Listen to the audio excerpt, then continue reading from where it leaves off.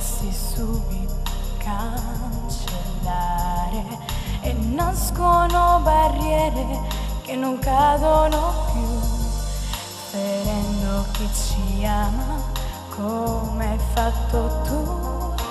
Quante volte anche i più grandi amori soffrono le pene di questi errori, e quante volte ci si perde così in stupidi rancori per poi trovarsi soli.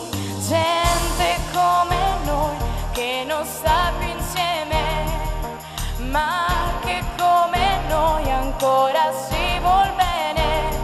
Amori unici ma tanto fragili, storie vere e senza fine. È così difficile perdonare chi ti ha fatto piangere